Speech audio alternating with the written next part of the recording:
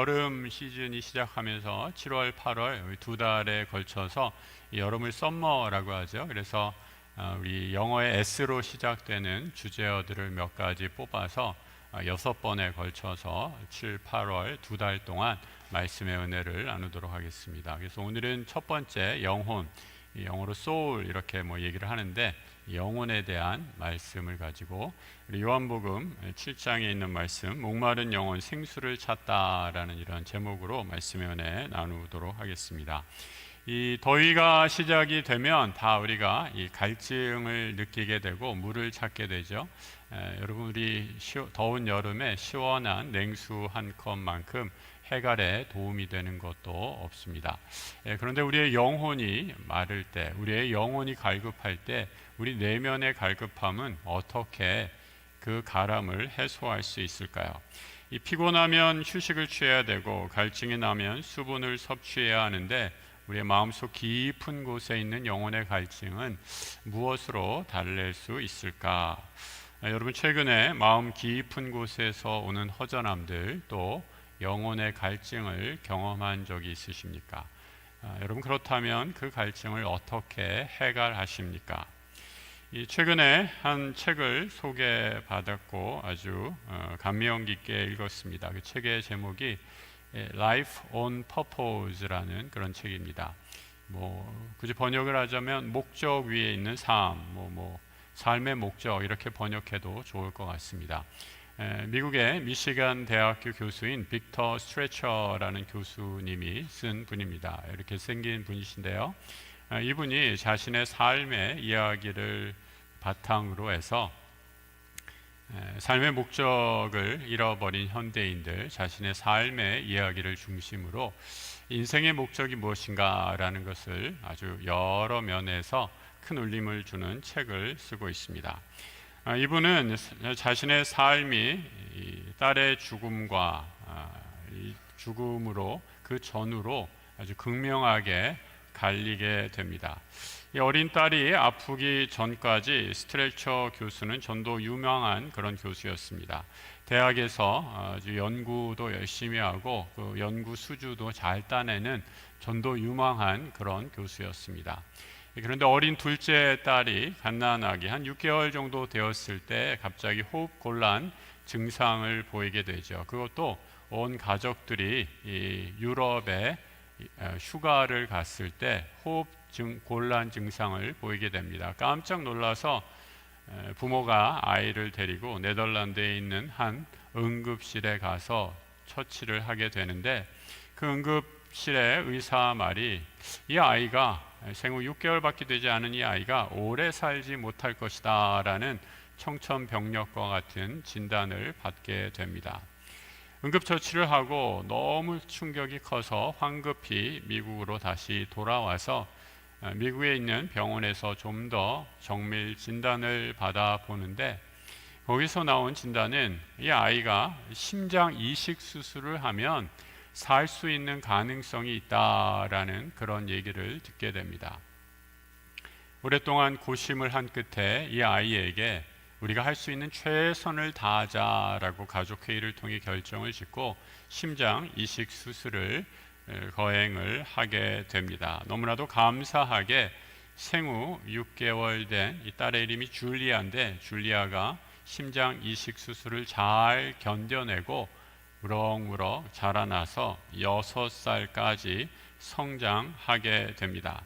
그런데 6살 때 여러분, 심장 이식 수술, 다른 사람의 몸의 기관이 내 몸 안에 들어오게 되면 여러 가지 부작용이 생긴다라는 거 알고 계시죠?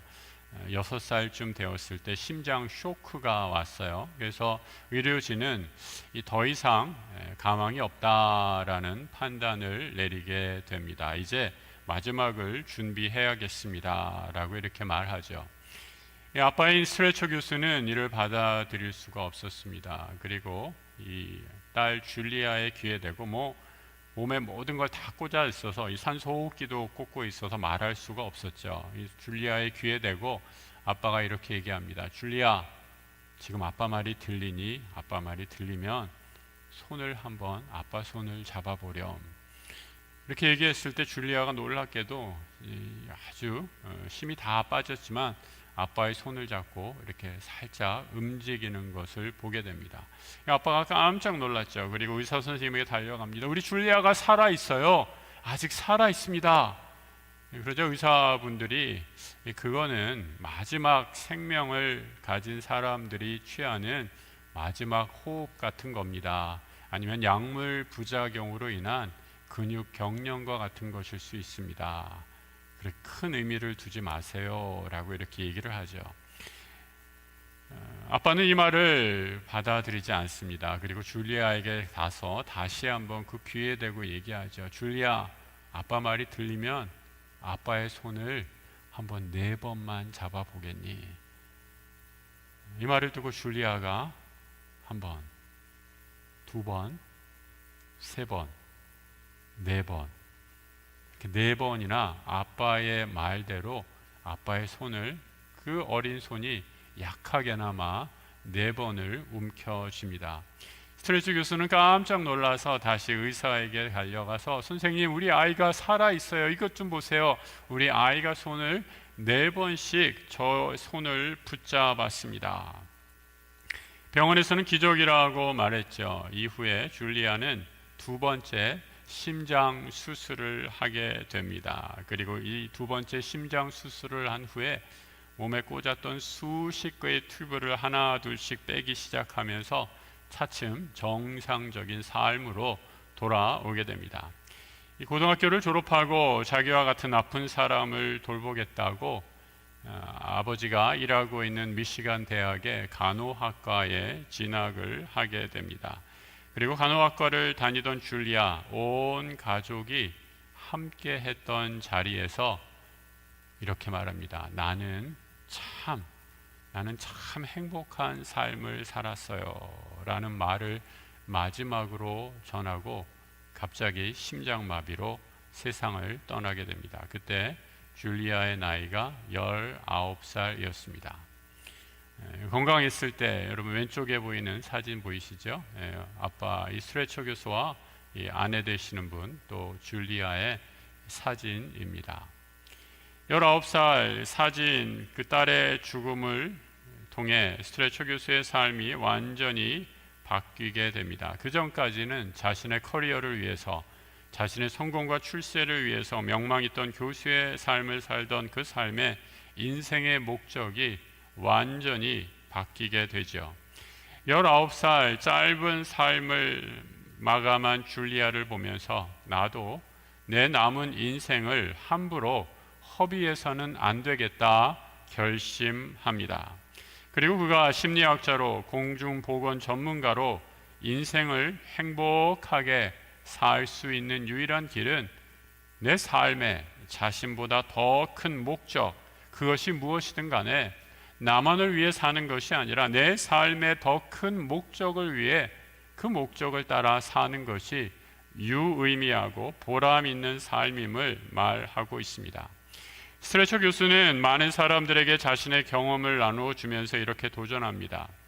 여러분의 마지막 장례식을 생각해 보십시오. 여러분의 장례식장에 여러분을 찾아오는 사람들이 당신의 삶을 놓고 어떻게 평가할지, 여러분의 마지막 장례식에 여러분을 찾아오는 사람들의 여러분의 삶을 뭐라고 말할지를 준비하면서 오늘을 살아가십시오 라고 이렇게 말합니다. 그리고 여러분이 죽은 후에 마지막 그 묘비명에 나는 이런 삶을 살았노라 라고 말할 수 있는 그 한 가지, 내 삶의 목적을 정하고 오늘을 살라라고 말하고 있습니다. 오늘 본문에 나오는 수가성 여인, 자신의 삶에 닥친 불행이 너무 컸습니다. 그래서 이 여인에게 미래를 생각하는 것, 그런 것은 여유 있는 사람들이 하는 것이고 먹고 살 만한 사람들이 하는 사치스러운 고민이다 여겼습니다. 자신에게 닥친 현실의 무게가 너무나 무거웠기 때문입니다. 이 여인은 그래서 사람들을 피해 숨어 살고 있습니다. 오늘 성경에 보면 6시쯤 물을 기르러 나왔다라고 이렇게 얘기하죠. 유대인의 시각의 6시, 우리 시간과 똑같은 것이 아니라 여기에 6을 더하면 우리 시간으로 변하게 됩니다. 그러니까 정오쯤 한참 태양이 중천에 뜬 아주 뜨거운 한낮에 물을 기르러, 아무로 나오지 않는 그 한낮에 물을 기르러 나온 것입니다. 주님이 이 여인을 향해 물을 달라라고 이렇게 청하시죠. 여러분, 우리 정서로 더운 여름날 우물가에서 물 한 바가지 하나 주십시오라고 이렇게 청했는데 물을 주지 않으면 그 사람 얼마나 인정머리 없는 사람일까요? 그런데 이 여인은 이렇게 말하고 있습니다. 9절의 말씀이죠. 선생님은요, 유대아 사람인데 어째서 저에게 물을 달라라고 하시나요? 저는 사마리아 여인입니다. 여인이 물 한 바가지 거절한 이유는 분명합니다. 먼저 민족적인 정체성 때문이죠. 유대인은 사마리아인들과 만나지도 않고 접촉하지도 않았습니다. 사마리아 사람들, 이방 사람들과 피가 섞였기 때문에 유대인들은 이 사람들을 부정하다라고 여겼던 거지요. 그리고 심지어 그들이 거하는 땅에도 이 사람들을 만날까봐 들어가지도 않았던 것입니다. 두 번째, 이 여인이 이렇게 놀라고 물도 거절한 이유, 문화적인 이유 혹은 개인적인 이유입니다. 낯선 남자와 대화하는 것 자체 남성에 대한 경계심이었습니다. 이 전통적인 해석에 따르면 많은 학자들, 초기 이 주석가들은 여인의 죄를 부각시켰습니다. 이 여인이 남편이 5이나 되지 않는가 문제 있는 여성이었다. 이 여성은 부정한 여인이었고 심지어 창녀였을 것이다 라고 결론을 내리기까지 합니다. 하지만 본문에 여성이 그러한 여성이었다라는 구절은 전혀 언급이 없습니다.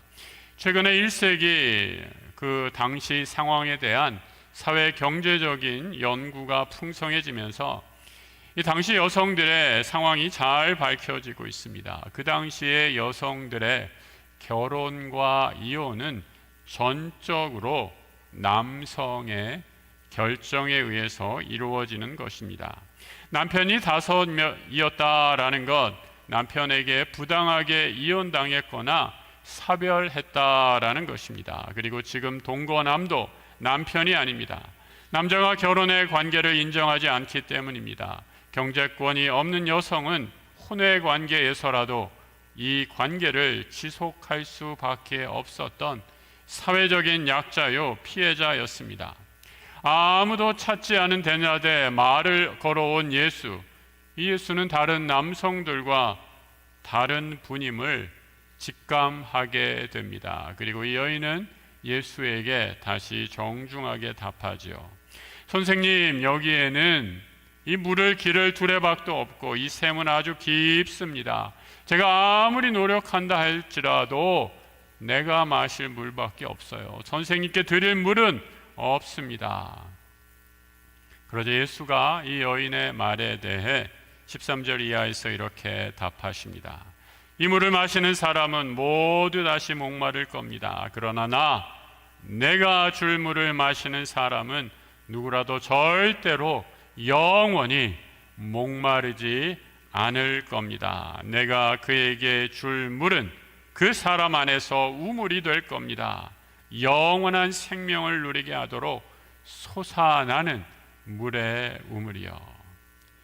여인은 자신의 필요 중에 가장 필요한 것, 예수가 말한 물이 어떤 물인지는 모르겠지만 다시는 목마르지 않을 것이다 라는 이 말에 정신이 번쩍 듭니다. 만약에 이 물을 내가 얻을 수 있다면 이 여름, 이 땡볕에 힘들게 물을 기르러 나오지 않아도 될 터인데, 사람들의 눈을 피해 이렇게 살지 않아도 될 터인데 라고 생각하면서 그 물을 내게도 좀 주십시오 라고 이렇게 말하죠. 그러자 예수님은 느닷없이 여인에게 너의 남편을 데려오라 말씀합니다. 가서 그대의 남편을 불러서 여기로 데려오세요. 저에게는 남편이 없습니다. 남편이 없다는 그대의 말은 맞는 말입니다. 그대에게는 남편이 5명 있었는데 지금 있는 남편도 그대의 남편이 아닙니다. 그대가 한 이 말은 참 말입니다. 예수님은 여자의 상황, 언제 만났다고 이 여인의 상황을 정확하게 꿰뚫어 알고 있습니다. 내면의 고통과 그 여인이 밝히기 싫어하는 수치를 잘 알고 있습니다. 하지만 주님은 여인을 향해 묻지도 따지지도 정죄하지도 않으십니다. 그리고 여인을 인정하십니다. 당신의 말이 맞는 말이죠. 요한복음 2장을 보면 예수님이 가나라는 곳의 혼인잔치에서 물을 포도주로 만드시는 요한복음의 첫 번째 이적을 행하십니다. 성경은 이 기적을 이렇게 말하고 있죠. 예수께서 이 첫 표적을 갈릴리 가나에서 행하시고 그의 영광을 나타내실 때에 제자들이 그를 믿었다라고 이렇게 말씀합니다. 그런데 여러분, 예수님이 물을 포도주로 만든 것만 기적이 결코 아니죠. 오늘 이 여인의 상황을 다 아시고 예수님은 그대의 말이 맞다, 너는 지금 남편이 없구나 말씀하시는 이 말씀도 예수님의 표적 가운데 하나입니다.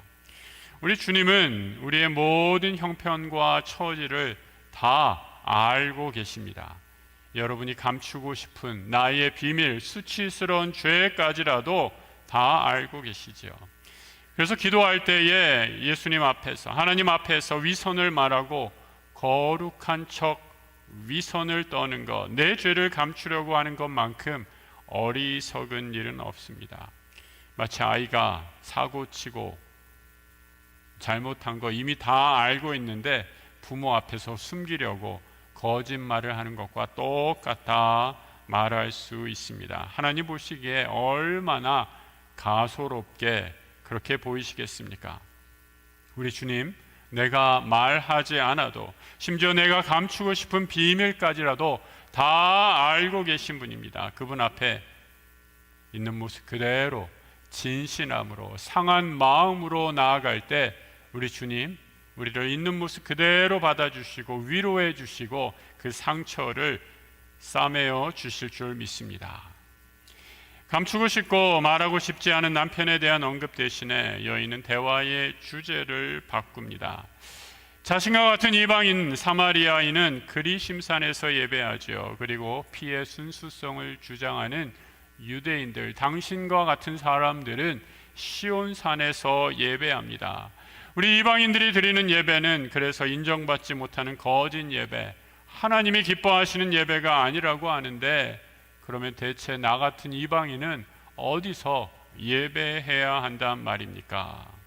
사마리아인이라 나는 유대인들이 예배하는 시온산에서 예배할 수 없습니다. 나는 여성이어서 남성인 당신과 대화하는 것도 어색하고 불편합니다. 나는 많은 남성들에게 버림받고 지금 동거하고 있는 남성도 정당한 아내의 자리를 인정하고 있지 않습니다. 이런 내가 그러면 대체 어디서 하나님을 만나 하나님께 예배할 수 있단 말입니까? 나도 하나님의 사랑을 받을 만한 자격이 있다고 말할 수 있겠습니까? 내가 예배해야 한다면 대체 나는 어디서 예배해야 한단 말입니까? 그런데 예수님은 이 여인의 질문의 방향을 또다시 다른 곳으로 돌리시죠. 질문 자체가 잘못되었다 말씀합니다.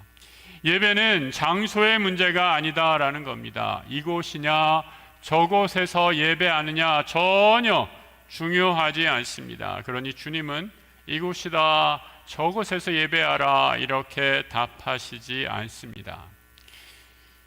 우리는 늘 편가르기에 익숙한 그런 문화, 삶 가운데 살고 있습니다. 누가 내 편인가만을 몰두합니다. 그래서 내 편이면 모든 것이 용서되고 저쪽 편이라면 아무리 옳은 말을 해도 인정할 수 없습니다. 이곳이냐 저곳이냐를 택하는 순간 한쪽은 다른 쪽에 반감을 갖게 됩니다. 한쪽을 선택하니 다른 쪽과 갈라서야만 합니다. 사실 기독교 오랜 교회의 분열의 역사를 돌이켜보면 그리심산이냐 시온산이냐 사마리아냐 예루살렘이냐 선택의 문제였던 것이죠.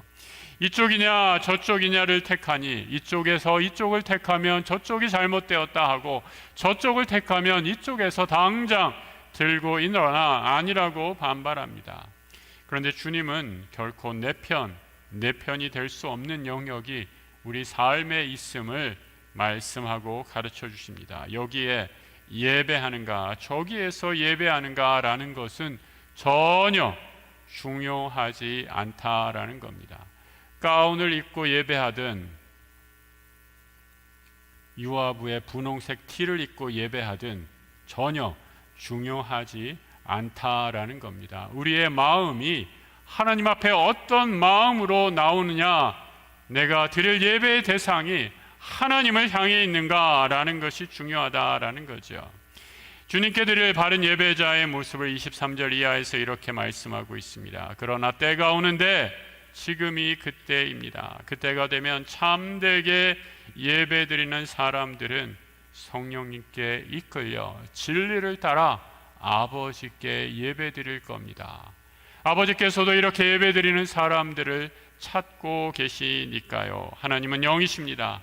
그래서 그분께 예배드리는 사람들은 반드시 성령님에 이끌려 진리를 따라 예배드려야 합니다. 예배는 하나님 아버지, 하나님과의 관계입니다. 예배를 신령과 진정으로 드리게 될 때 하나님과의 온전한 관계가 회복될 수 있습니다. 우리의 영혼은 세상만으로 만족할 수 없습니다. 하나님께서 우리를 그렇게 창조해 주셨기 때문입니다. 하나님과의 영적 관계, 예배를 통해 우리는 온전해질 수 있습니다.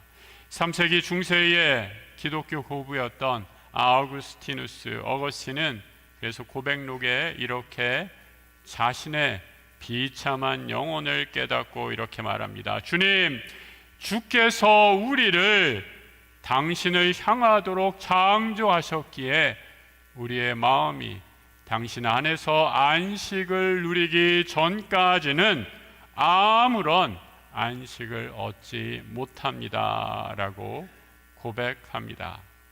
끊임없는 남들과의 비교, 또 이를 채우고자 하는 쇼핑, 알코올 중독, SNS의 피상적인 관계들, 이런 눈에 보이는 것이 내가 누구인지 내 영혼을 만족하는데 도움이 되지 않는다라는 거죠.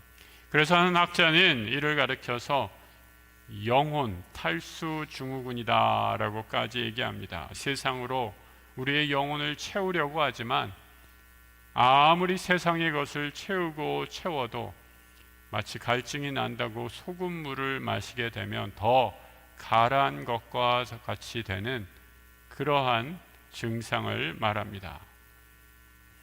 우리 주님은 이 여인에게 이렇게 말씀하죠. 내가 주는 물은 영원히 목마르지 않을 것이다. 이 물은 바로 성령 하나님께서 자신이 우리에게 허락하신 영생의 은혜입니다. 이 생명의 생명수는 우리를 새롭게 하고 외로움 속에 있는 자를 하나님과의 교제로 초대하고 상처 입은 마음을 위로해 주는 하나님의 은혜의 물줄기입니다. 예수님은 이 자리로 우리를 초대하십니다. 누구든지 목마른 자는 다 내게로 와서 마시라. 우리를 초대하십니다. 주님은 오늘도 우리를 기다리고 계십니다. 내가 너를 안다. 내가 얼마나 목마르고 가라앉지를 내가 너무나 잘 안다. 이제 그러니 세상 것으로 채우려고 하는 그 모든 시도를 내려놓고 이제 나에게 와 참 생수를 마셔라. 우리에게 말씀하십니다.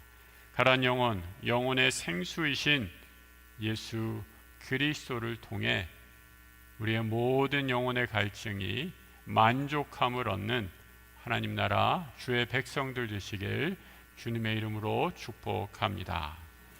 이 시간 함께 기도하는 시간 갖도록 하겠습니다. 여러분, 우리 삶에 여러분에게 가장 갈증은 무엇입니까? 여러분은 그 갈증을 어떻게 채우려고 하고 계십니까? 오늘 여인에게 세상 그 어떤 것도 만족함이 없었을 때 우리 주님 말씀하십니다. 내가 주는 영원한 생명, 내가 곧 영원한 생수이다 말씀하십니다. 내가 주는 물을 마시는 자는 결코 다시 목마르지 아니하리라 말씀하십니다.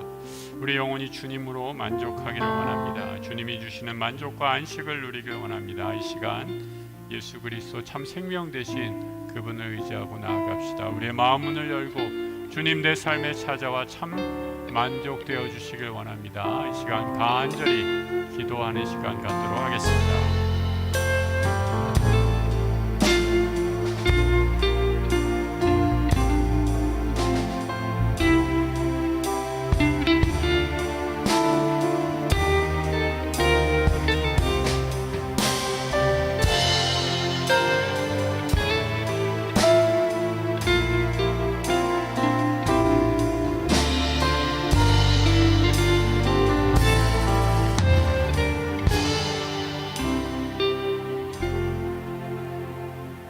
주님, 이 세상의 우물의 소물을 마시며 지쳐있던 저희를 오늘 다시 찾아와 주시니 감사합니다.